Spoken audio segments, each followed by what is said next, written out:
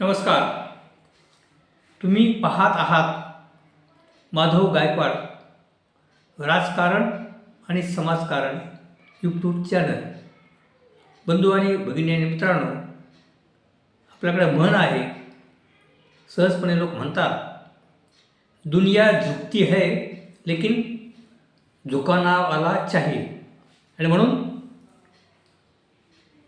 अशोक खरात व रुपाली चाकणकर ही जी चर्चा चालू आहे महाराष्ट्रावर, आणि म्हणून त्या दृष्टीने म्हणावंसं वाटतं की दुनिया झुकती है, झुकणावाला चाहिए.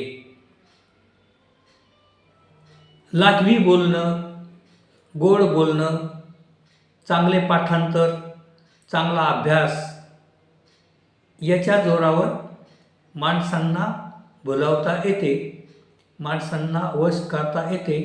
आपल्या बोलण्याच्या माध्यमातून, आपल्या अभ्यासाच्या माध्यमातून आणि आपल्या पाठांतराच्या माध्यमातून.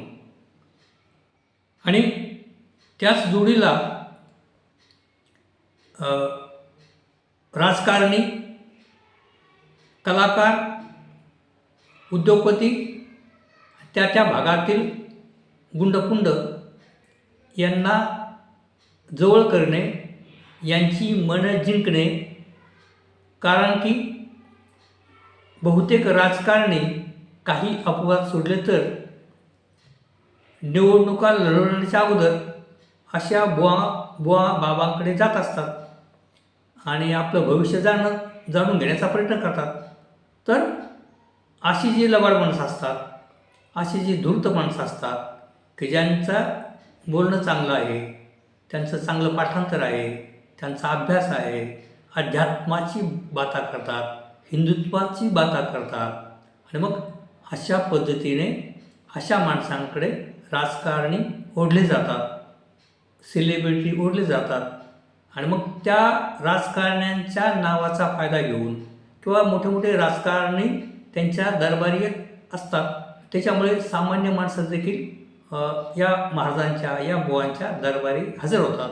रंजले गाजलेले पीडित लोक आहेत की त्यांना असं वाटतं की या माणसाच्या आशीर्वादाने, या गुरुजीच्या आशीर्वादाने, या बुवाच्या आशीर्वादाने, या महाराजाच्या आशीर्वादाने आपल्या संसारामध्ये काही सुधारणा होईल, काही आपल्या समस्या दूर होतील, अशी भाबडी आशा घेऊन सामान्य जनता देखील अशा महाराजांकडे जाते.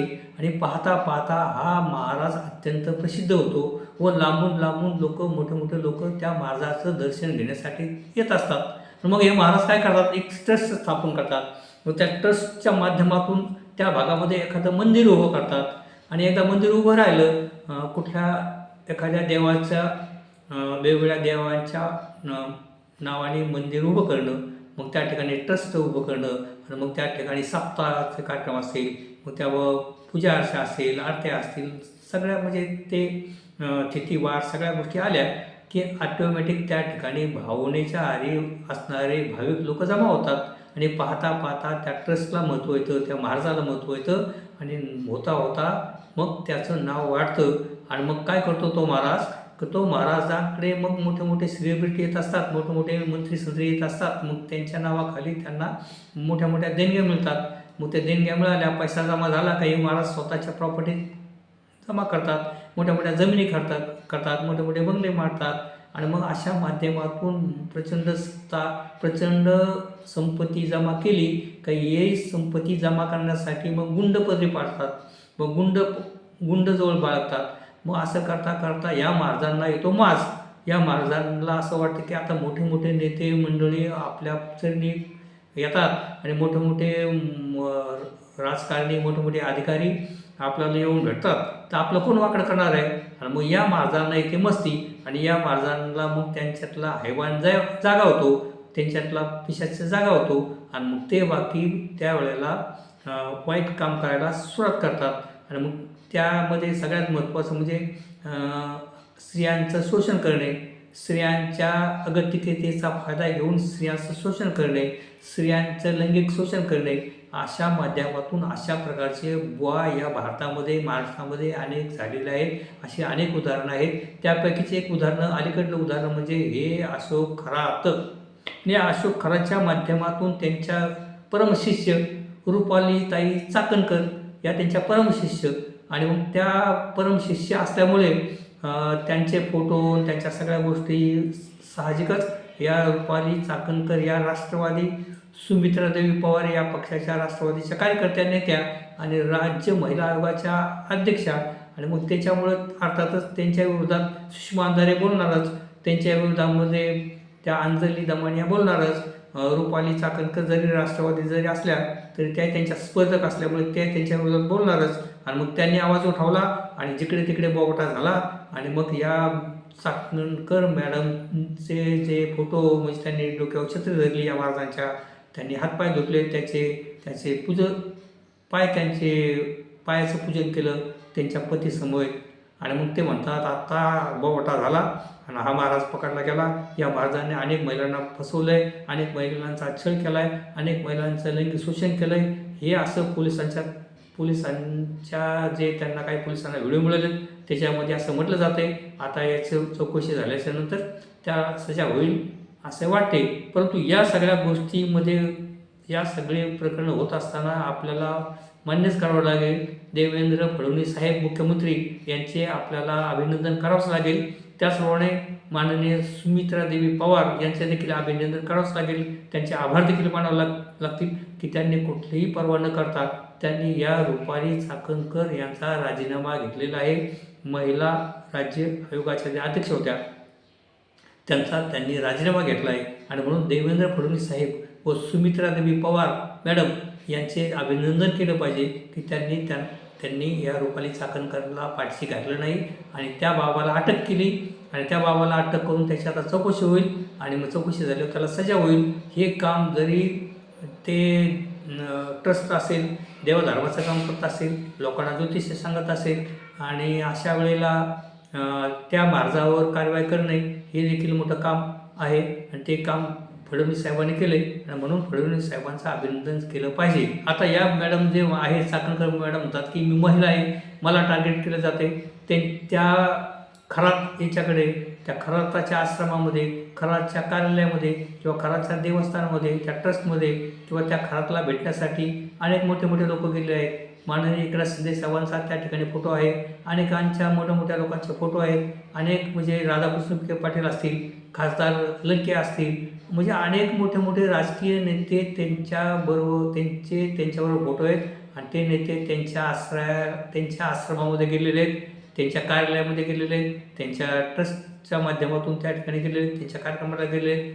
तर अशा पद्धतीचे अनेक नेते त्यांच्याबरोबर त्यांचं नाव जोडलं गेलं आहे. परंतु मी महिला असल्यामुळे मला टार्गेट केलं जाते, अशा पद्धतीचं रुपाली चाकणकर आता म्हणू लागले आहेत. आणि दुसरं महत्त्वाचं म्हणजे रुपाली चाकणकर म्हणतात की मी त्यांना गुरु मानलं होतं, आणि गुरु मानणं काय चूक आहे का? अहो मॅडम बाई, चाकणकर बाई, गुरु अगोदरच आपले कितीतरी मोठे गुरु होऊन गेलेत. आपल्याकडे संत तुकाराम महाराज होऊन गेलेत, आपल्याकडे ज्ञानेश्वर महाराज होऊन गेलेत, आपल्याकडे एकनाथ महाराज होऊन गेलेत, अहो त्यांना गुरु माना. आपल्याकडे गाडगे बाबा होऊन गेलेत, त्यांना गुरु माना. आपल्याकडे छत्रपती शिवाजी महाराज होऊन गेलेत, आपल्याकडे महामानव डॉक्टर बाबासाहेब आंबेडकर होऊन गेलेत, आपल्याकडे राजश्री शाहू महाराज होऊन गेलेत, लोकमान्य टिळक, महात्मा गांधी, कितीतरी मोठी व्यक्ती झाल्यात का ज्यांना आपण गुरु मानलं पाहिजे. आणि असंही तुम्ही राजकारणी लोक सातत्याने फुले शाहू आंबेडकर विचारधारा मानतो असं म्हणतात, आणि मग त्यांना गुरु माना ना. अशा भाकड लोकांना का गुरु मानता? अशा नालायक माणसाला का गुरु मानता? आणि अशा माणसाची तुम्ही आता चौकशी केली पाहिजे. आता ते म्हणतात पूर्वीच्या काळात ते चांगले होते, आता वाईट झाले, मग मला आता कसं काय दोष देत आहे? आता प्रश्न असा आहे की या पुढील काळामध्ये राजकारण्यांनी बाकी सावध राहिलं पाहिजे, आणि राजकारण्यांनी मोठ्या राजकारणी अशा ट्रस्टच्या माध्यमातून किंवा अशा जे कोणी कार्यक्रम घेणारे असतील, असे कोणी महाराज असतील, कोणी साधू संत असतील, असे सगळेच काय वाईट नाहीत, परंतु त्यातले जे कोणी नालायक असतील ते त्यांच्यामुळं या नेत्यांची मग पंचायत होते. आणि म्हणून कार्यक्रमाला जात असताना आपल्या पोलिसांच्या माध्यमातून, आपल्या कार्यकर्त्यांच्या माध्यमातून, आपल्या वेगवेगळ्या माध्यमातून तुमच्याकडे सगळ्या सुविधा आहेत, तुमच्याकडे यंत्रणा आहे, तुम्ही त्या माणसाची चौकशी करा. तो माणूस कशा पद्धतीचे आहे, त्याचं खाजगी आयुष्य कसं आहे, त्याची संपत्ती किती आहे, त्याची प्रॉपर्टी किती आहे, आणि तो काय प्रकारचे कामं करतो याची चौकशी करा. आणि मग तो काही निष्पन्न झालं आणि तो काही 2 नंबरचे काम करत असेल तर असा महाराजांच्या कार्यक्रमाला जाऊ नका. म्हणजे सामान्य जनता त्या कार्यक्रमाला जाणार नाही, सामान्य जनता त्या महाराजांच्या पाया पडणार नाही. आणि म्हणून कार्यकर्त्यांनी किंवा नेत्यांनी, सेलिब्रिटींनी या पुढील काळामध्ये अशा भामट्या महाराजांपासून, अशा भामट्या बॉम्बपासून, किंवा जो देवाचं नाव घेऊन किंवा धर्माच्या नावाखाली जो समाजामध्ये कर्मकांडाचा बाजार मांडतोय, अशा माणसापासून राजकारण्यांनी दूर राहावं व त्या माणसाची सखोल चौकशी करावी. आता या ठिकाणी पोलीस यंत्रणा इतकी सक्षम आहे, गुप्तहेर यंत्रणा आहे, पोलिसांना सगळ्या गोष्टी माहीत असतात.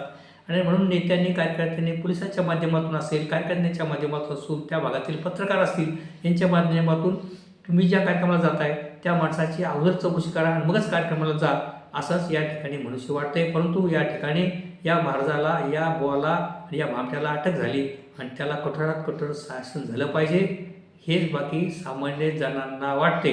आणि म्हणून या ठिकाणी रुपाली चाकणकर आता कितीही समर्थन करत असतील किंवा कितीही काय गायवाय करून सांगत असतील, महिला कार्ड वापरत असतील, तरी देखील रुपाली चाकणकर बाकी त्यांच्या एकंदरीत त्यांच्या जे फोटोज बाहेर येतात, त्यांचे संबंध आहेत, त्यांचा ट्रस्ट आहे आणि त्यांचे कौटुंबिक संबंध आहेत, याचाच अर्थ असा की रुपाली चाकणकर बाकी या बाई, या मॅडम या खरात नावाच्या भामट्याच्या पूर्ण आहारी गेल्या होत्या. एवढंच नाही तर त्यांच्या पती आणि त्यांच्या कुटुंबाला देखील घेऊन त्या महाराजाच्या, त्या भामट्याच्या पूर्ण आहारी गेले होते. हेच यावरून सिद्ध होतं. आणि पुढील काळामध्ये राजकारण्यांनी अशा बुवांपासून, अशा भामट्यांपासून सावध राहावं व लोकांची फसवणूक करणारे, महिलांचं शोषण करणाऱ्या अशा किती मोठा जरी तो असला तरी त्याच्यापासून सावध राहावं. आणि गुरु मानायचं असेल तर तुकाराम महाराजांना गुरु माना, गुरुच मानायचं असेल तर ज्ञानेश्वरांना गुरु माना, आणि गुरुच मानायचं असेल तर छत्रपती शिवाजी महाराजांना गुरु माना, आणि गुरुच मानायचं असेल तर भारतरत्न डॉक्टर बाबासाहेब आंबेडकरांना गुरु माना, व महात्मा गांधींना गुरु माना, लोकमान्य टिळकांना गुरु माना, सावरकरांना गुरु माना. तेव्हा अशा भामट्यांपासून राजकारण्यांनी दूर राहावं व जनतेला न्याय द्यावा, हेच या माध्यमातून मी सांगू इच्छितो. कृपया आपण माझ्या व्हिडिओला लाईक करा व तुम्ही पहिल्यांदाच माझा व्हिडिओ पाहत असाल तर माझ्या चॅनलला आपण सबस्क्राईब करा, ही नम्र विनंती. धन्यवाद.